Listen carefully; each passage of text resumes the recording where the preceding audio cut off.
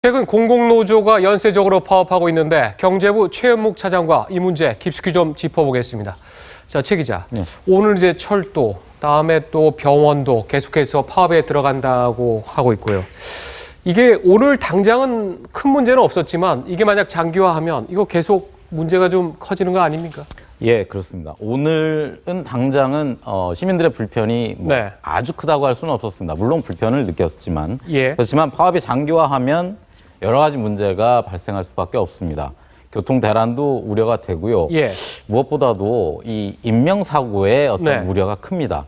실제로 2013년도에 예. 철도노조가 22일간의 장기 파업을 했을 때 예. 당시에도 그 전동차의 승무원을 갖다가 교통대학 재학생을 갖다가 그렇죠. 승무원을 배치 투입을 하는 바람에 네. 80대 할머니가 전동차 문에 끼어서 끌려가다가 사망하는 사고가 있었습니다. 예. 그러니까 노조, 철도가 지하철 같은 경우에는 어떻게 보면 필수 공익 사업장이라고 해서 예. 최소한의 근무 인력은 남아 있습니다만 파업이 장기화하면 네. 어쩔 수 없이 그 인력들의 어떤 피로도가 쌓이기 때문에 네. 대체 근로자의 투입이 많아지고 그러다 네. 보면 특히나 이런 그 교통수단 같은 경우에는 예. 안전사고가 일어날 위험성도 커집니다. 예. 이미 철도 같은 경우에 화물 철도 같은 경우에는 이미 30% 수준으로 네. 이미 떨어졌어요. 그리고 이제 금융노조의 파업에 대해서는 이거 귀족노조 파업 아니냐 해서 여론은 그렇게 우호적인 것 같지는 않아요. 예, 그렇습니다. 코레일 같은 경우에는 KTX나 네. 출퇴근, 수도권 출퇴근 전동차 운행을 최대한 정상 운행하기 위해서 예. 이 화물 열차 그 승무원들을 이쪽 그 승객 쪽으로 임시 돌릴 수밖에 배치하는 거죠. 없습니다. 네. 그러다 보니까 오늘 같은 경우에도 벌써 열차를 통한 화물 운송은 70%가 줄었습니다. 예.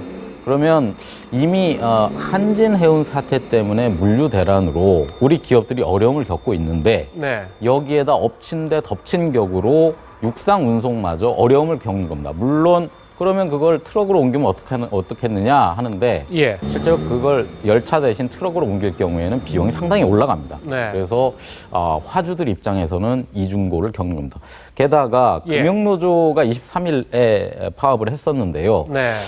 금융노조는 사실은 대표적인 우리나라 대학생들이 가장 가고 싶어 하는 네. 직장 중에 하나고 네. 신의 직장이다, 고임금이다.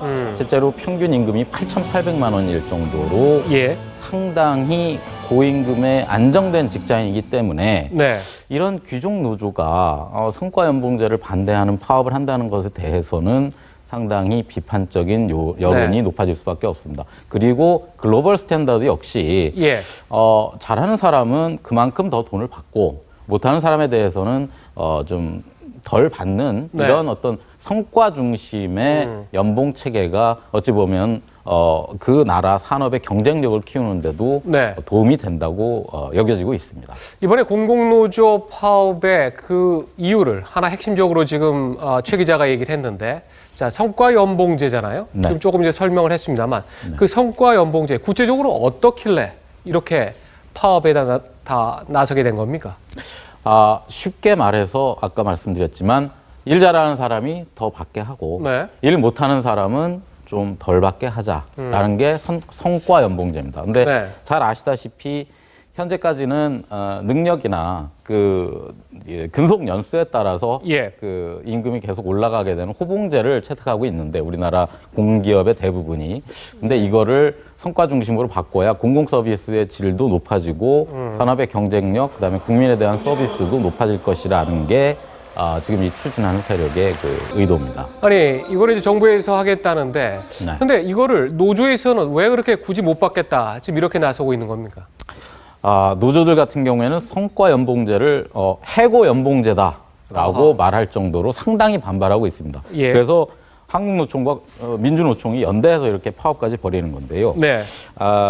이 노조의 입장에서 보면 공공부문의 특성상 그럼 어떻게 그걸 성과를 구체적으로 개정할 측정하느냐. 것이냐 하는 그런 어떤 어려움이 있다. 네. 그 다음에 또 어떻게 저성과자로 낙인을 찍히면 결국 그 사람은 나중에 해고되는 거 아니냐. 이런 우려를 갖고 있습니다. 예. 노조이기 때문에 그런 저항을 하는 것, 어떤 반발을 하는 것은 뭐 이해가 됩니다만 이해되는 측면이 있습니다만 사실은 아까 말씀드린 대로 신의 직장이라고 불릴 정도로 네. 우리 청년들이 가장 가고 싶어하는 공기업과 금융기관에서 이 문제를 가지고 파업까지 하는 것에 대해서는 경제도 어려운 마당에 예. 상당히 비판적인 시각이 높습니다. 자, 이렇게 공공노조에서는 아주 강하게 반발하고 있지만 하지만 성과연봉제 더 미룰 수 없다라는 게 지금 정부 입장 아닙니까? 맞습니다. 정부는 소위 4대 개혁이죠. 네.